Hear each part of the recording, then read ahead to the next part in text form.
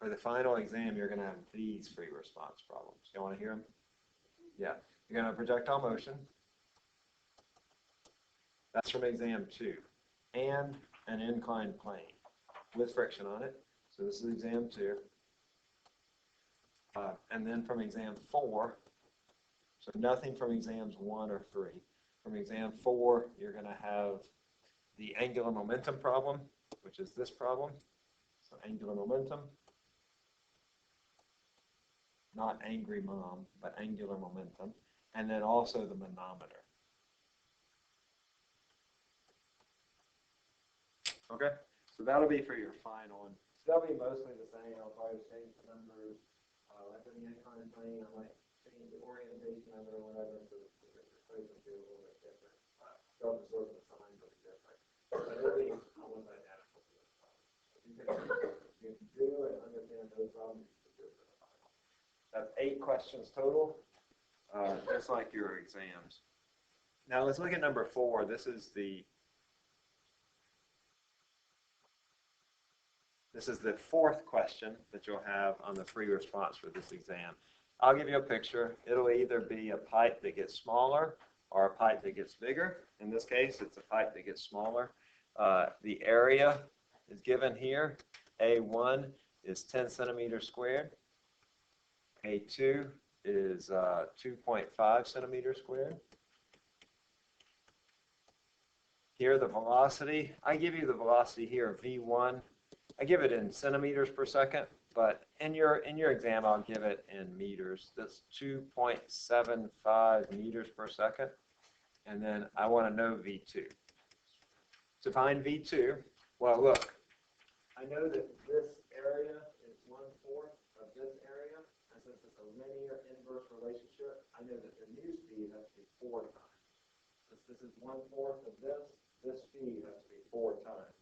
But if you want to do the equation, it's A1 V1 equals A2 V2. A1 is 10. V1 is 2.75. By the way, it doesn't matter that A1 is in centimeters squared. That's going to cancel out those units. Is equal to 2.5 times V2. And so V2 is at 8, 3, 11.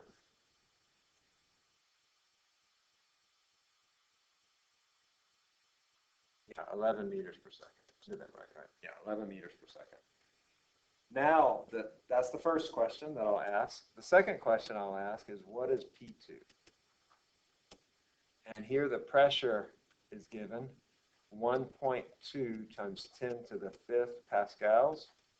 And I want to know what P2 is. So we'll use Bernoulli's equation. Remember, this is a big old long equation. But also remember that, as I said, that H will always be the same, so that rho GH term will not be relevant for you. Instead, we'll just have the 1/2 rho V squared plus P. This is rho V1 squared plus P1. That's equal to 1/2 rho V2 squared plus P2. And you would solve that for P2. To be really careful with your numbers and your units. There's just a lot of units, a lot of numbers floating around. Look, if you get this written out correctly and you get the right numbers in it, even if you make a mistake in your calculator, I usually do that anyway. You just make a mistake. But often when students make mistakes on this, that's what it is. It's just they copy a number over incorrectly or something minor. So just be careful. Be very meticulous. So I have 1/2. The density, I give you the density here in grams per cubic centimeter. You do have to have it in kilograms per cubic meter, and that's how you'll have it on your exam. So 1.65 is 1650 kilograms per cubic meter. So that's 1650 times V1, which was 2.75, plus P1, which is 1.2 times 10 to the 5th, is equal to 1/2 of 1650, 11 squared plus P2. And then you solve that for P2. Okay? So you take the sum of these two, subtract that number, and that'll be P2. All right, that's your fourth free response. I don't know if we've done one of those full out in this class, but really just sort of using that equation, knowing what the various numbers are. Y'all can do that, right? Y'all can probably do that right now. You'll have the equation sheet. In fact, you'll have the full equation sheet, not bits and pieces of it. It'll just be on a separate sheet of paper. You'll be able to tear it off and add it there right next to it. Make sure that you understand, said this several times, but make sure that you understand that you have those tables, because often students are looking at a question and like, but I don't have this or I don't have that.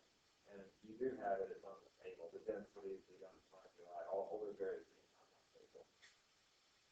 All right. Do y'all want to work through the other free response questions? This one, or this one? All of them? You'll do all of them? Okay, we can do all of them. Let me find. I'm going to look at another past exam. Unfortunately, the exam in your workbook doesn't have fluids in it, so let's pull up another past exam.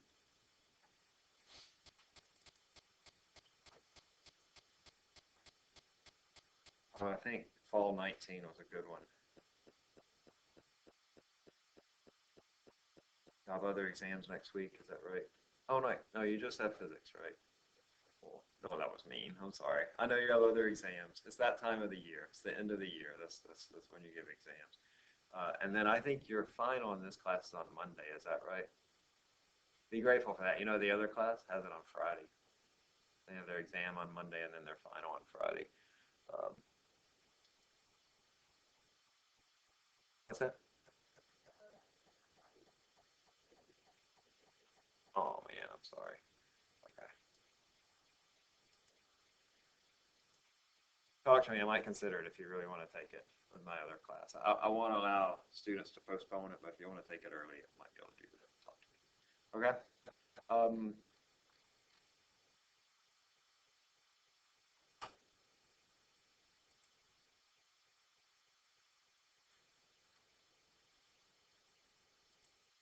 Sorry, y'all, give me just a second.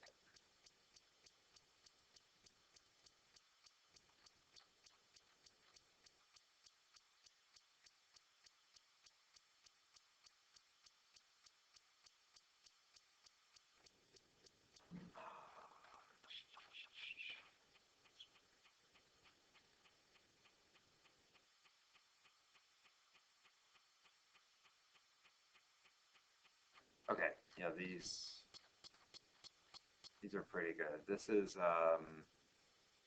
fall 2020, fall 2021. This is fall 2021. So there are a couple here. This first one,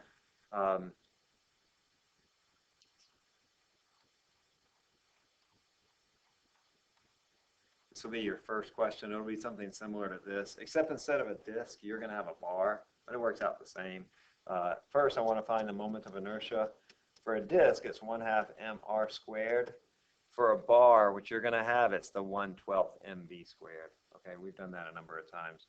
So that's just on the table. That's going to be 1/2 of 4 times 2 squared. 4 is the mass, 2 is the radius. That's 1/2 of 4, 2 times 4, that's 8 kilogram meters squared. First question I want to know is what is the net torque on the disk for part A?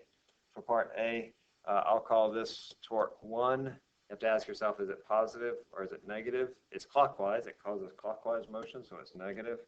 This is torque 2. It's going to be counterclockwise, so it's positive.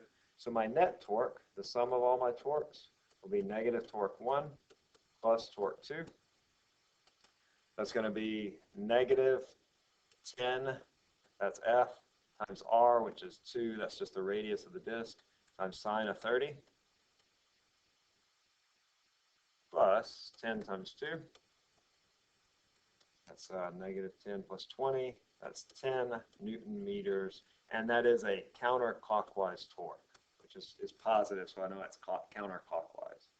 Then the next part, for C, for part B rather, I'm going to ask you, I'm not going to ask this, so you do have to find the angular acceleration.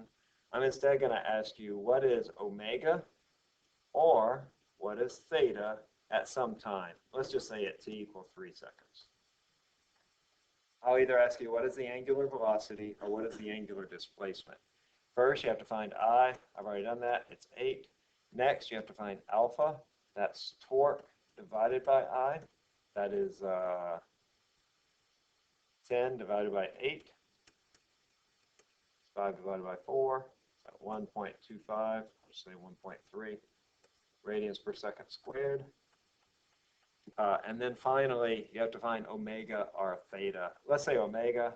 Omega is equal to alpha times t. That equation is under chapter 7, but it will be on your equation sheet. I know this isn't on chapter 7. I do want you to know that you can do the kinematics. That's going to be 1.3 times 3 seconds, or 4.2 radians per second. Or I might ask you to find theta.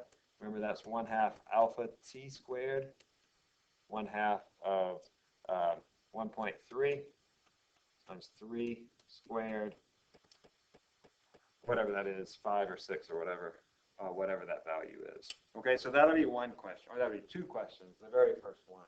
Except instead of being a disk like this, it's going to be a bar. We've seen those questions before. The second one is going to be like the number 3 on this exam, where you have two objects that are coming together. Yeah, it's going to be a lot like this number 3. Here I have a bar, has a certain speed, and it engages with a stationary flywheel. So these two come together, and then I want to know what is the total momentum of the system, and then also what is the moment of inertia, or excuse me, what is the angular speed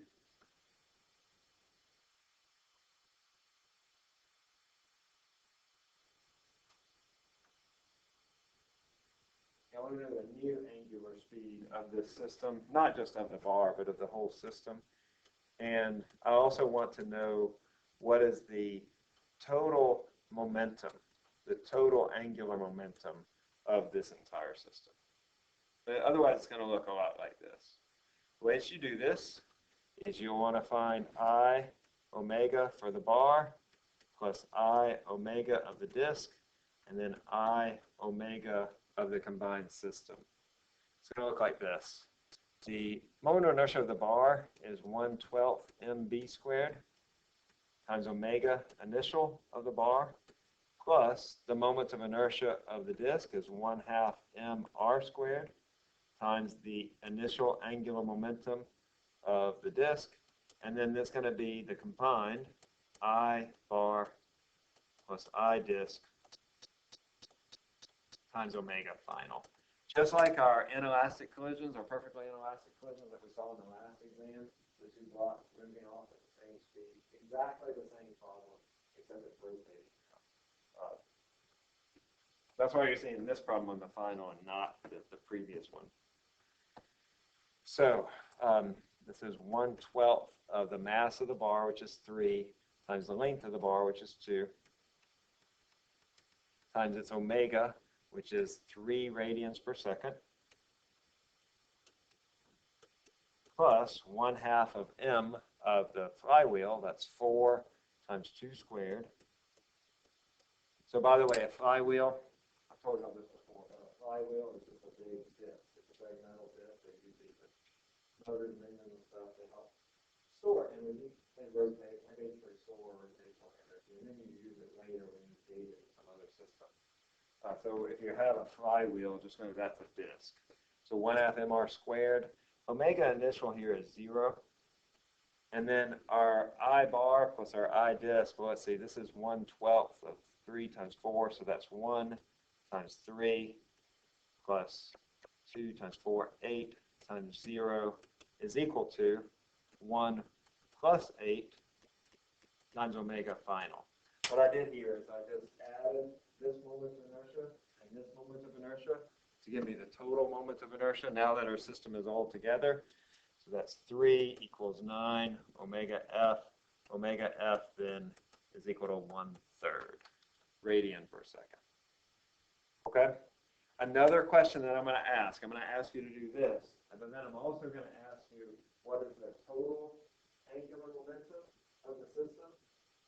You'll either look at the initial or the final, and where you know the speeds of the objects that are spinning, and just add up I omega for each of those. Pretty sure that I gave one where both objects were spinning initially. You calculate the angular momentum of one, the angular momentum of the other, and it happens together. Being careful of the sign. Let's just address that right quick. So say I have an object that is spinning in this direction with an angular momentum. Let's say it has an angular momentum of 5 kilogram meters squared per second. Is that a positive or a negative angular momentum? It's negative, right? It's negative because it's clockwise, all right? But then if I have another disk over here that's spinning in this direction, let's say that its angular momentum is 12 kilogram meters squared per second, that's going to have a positive angular momentum because it's counterclockwise. So that is important, the directions.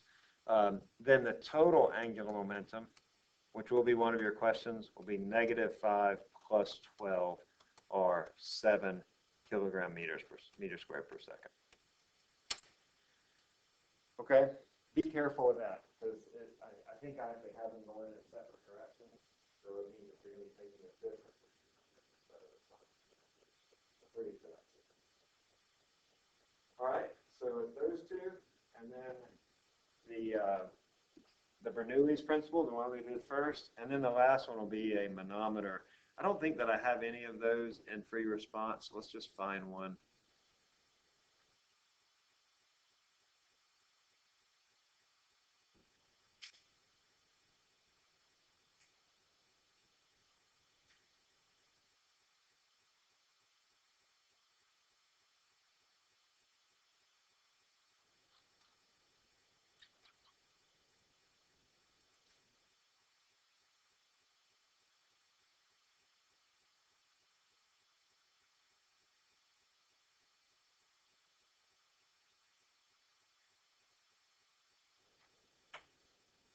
Okay, here we go.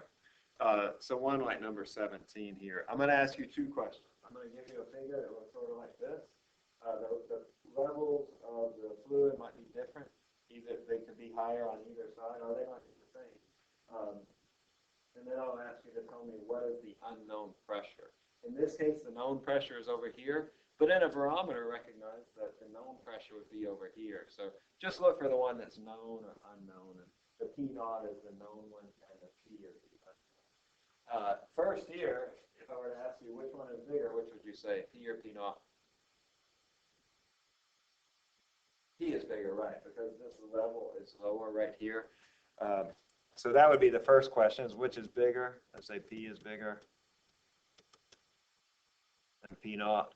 And then the second one is, what is P? Well, P is equal to P naught plus or minus rho GH. In this case, because it's bigger, this is going to be positive, right? That's why I choose positive there. So that's going to equal to P naught, which is 1 atmosphere, which is 1 times 10 to the 5th pascals. So when you're doing this, often P naught is given in atmospheres. This is sort of a common way to express the pressure of gases. But when you're calculating the pressure, it has to be in pascals. You're never going to go wrong when you want to do gas like this. So if you're at any doubt or any question at all, just convert everything at SI units. Pascal is the SI unit. We have several other units for pressure. Pascals, atmospheres, the whole millimeters of mercury, or millimeters 4. There are lots of different units for pressure, but Pascal is the SI unit. That's going to be plus the density. All I know is that it's mercury. So you have to look in your table to find the density of mercury. That's 13,600 times 10 times H. And then that gives you, oh, your H was 0.1 here. 0.1. So that's 114,000 pascals. Look down here, that's going to be B, because notice all those answers are in atmospheres, 1.1 atmosphere. That'll be your final, I think that's actually your third. So, you can take a law, what is the net force, what is the angular velocity or angular displacement after a certain time. Angular momentum problem, two spinning objects, they come together, what is the final speed with which they spin? A Bernoulli's principle problem and continuity equation, what is the new speed of the fluid and pressure in that pipe? And then finally this one where you're defining the pressure or the reading manometer. This is also on your final this one and the angular. Okay? A particular question that you want me to do, or types of questions that you're still confused about?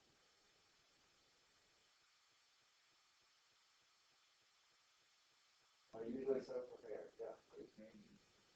Oh yeah, sorry. It was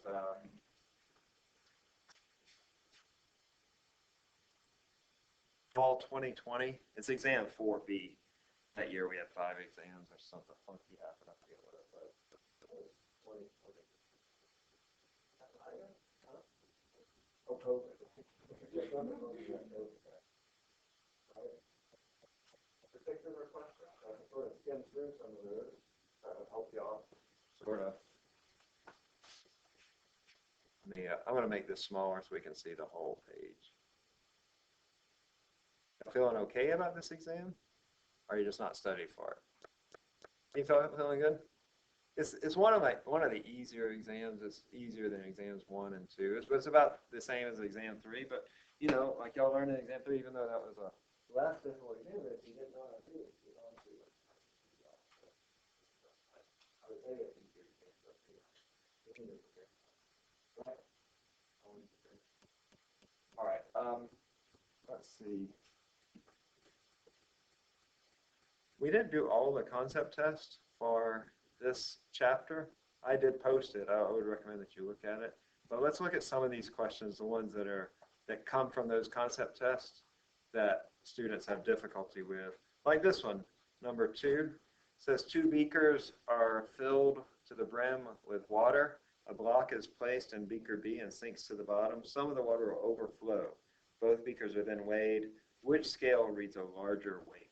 Let me tell you about a different problem that was on that concept test.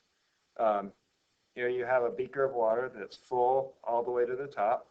And then in that beaker of water, which has water full all the way to the top, you put a block in it. And I want to know which of those, how do the weights of those two compare? Remember what Archimedes' principle says. Archimedes' principle says that the buoyant force is equal to the weight of the displaced fluid. So the buoyant force here, because it's floating, the buoyant force is equal to the weight of the object.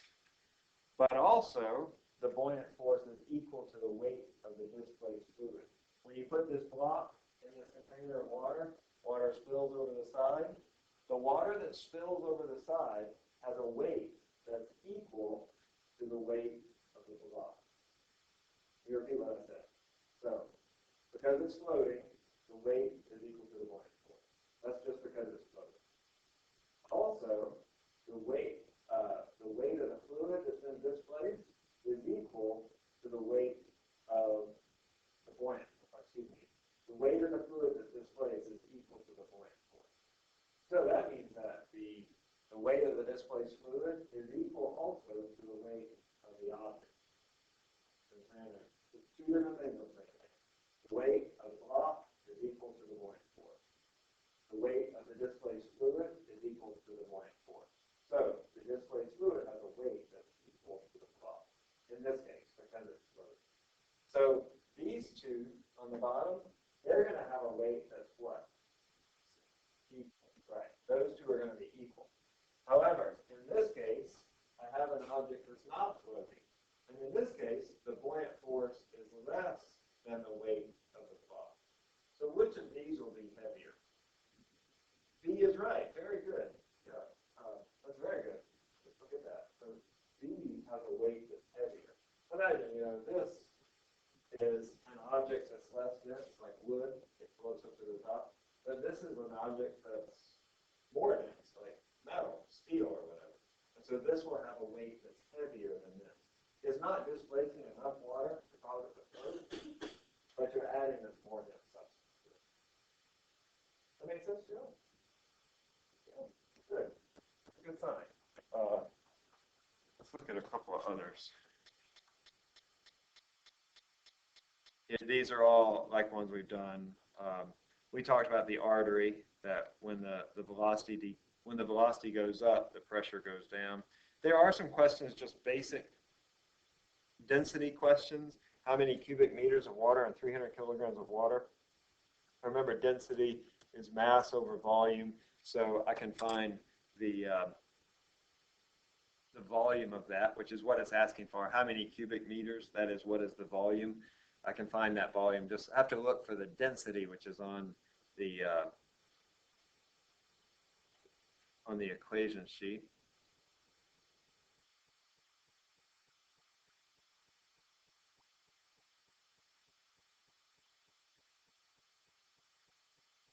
Number 10 also here, a piece of aluminum has a density of 2.7, has a mass of 775 grams, and then it's submerged in a container of oil. I give the oil density, but it turns out you don't need that.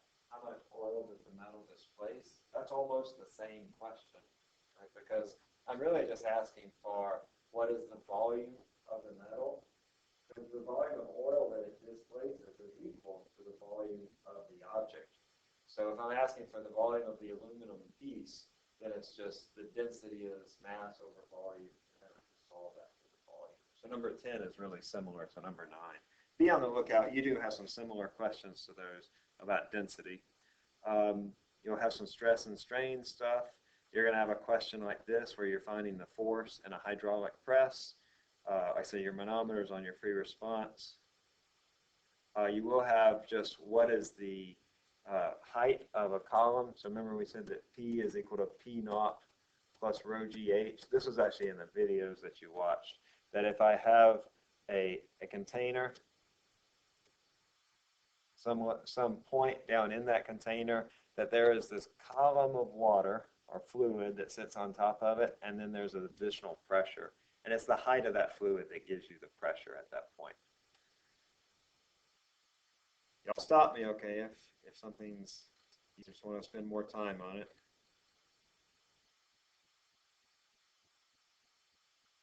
You are going to have something like number 21. That's the Young's modulus stuff. The stress, F over A, is equal to the Young's modulus times delta L over L naught. That's largely just knowing which variables that you'll see. Again, you're going to have questions from all the different topics. I told you that it's a good idea to know each of these principles. Like, for example, here, this lists 4 of the main principles that we see in Chapter 9. Let me just give you a summary of what those 4 are. Should not be new to you. This is something that you know. Pascal's principle. This is says that basically that the pressure in a liquid is equal to the pressure at any other point. That if I exert a pressure on an incompressible fluid, it's felt throughout. So a change in pressure in an incompressible fluid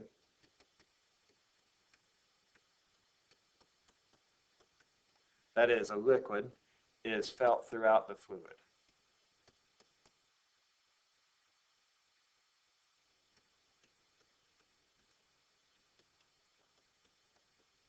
That's why with a hydraulic lift, the pressure on one side is equal to the pressure on the other side.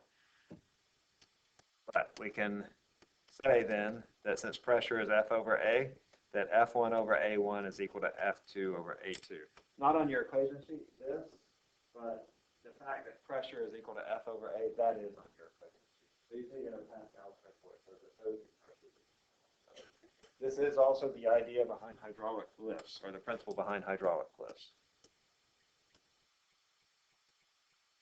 All right, continuity equation.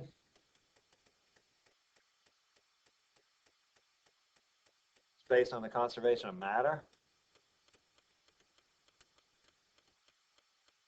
Is that A1V1 is equal to A2V2. And then Bernoulli equation, Bernoulli's principle, was that 1/2 rho V squared plus rho GH plus P, that this is equal to a constant value. It's the same at different points in a fluid. It's based on the conservation of energy. And remember, one of the big takeaways is that if the speed goes up of a fluid, the pressure goes down, or vice versa. They're inversely related, right? If this one goes up, this one goes down, or vice versa. And then the fourth one, is Archimedes. And that is the buoyant force is equal to the weight of the displaced fluid.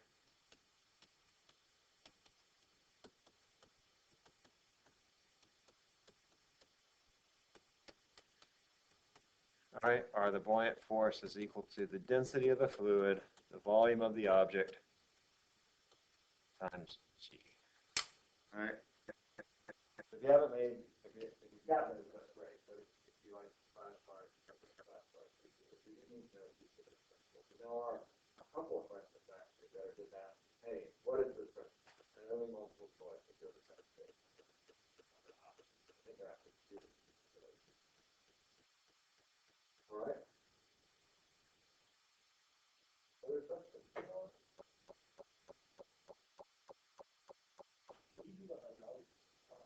Of course. Yeah, you're going to have to do it on the exam, of course. So.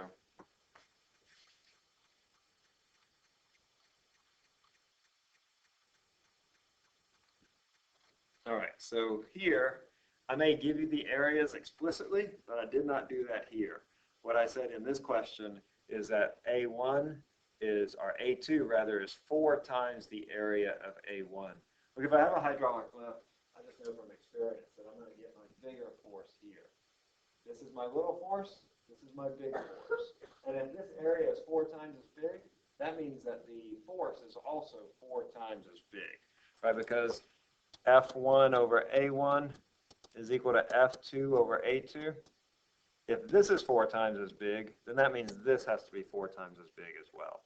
So the way you'd work it out, the equation, if you really want to do the full-on equation, you'd say F1, which is 40 newtons, divided by A1 is equal to F2 divided by A2, which is 4 times A1. And in this case, A1 cancels out. And then I find that F2 is equal to 160. All right, so 160 is the answer there. I might actually, I think I did actually give you the values for the area, in which case you can either just plug in the values for A1 and A2, or you can ask what is the ratio of those two. Okay?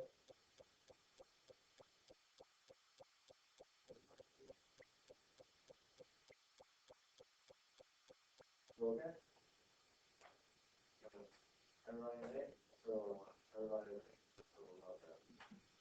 You will like that too, right? All right. Make sure I get your name before you leave. I think I got everybody, but I'll stand by the door and just double check.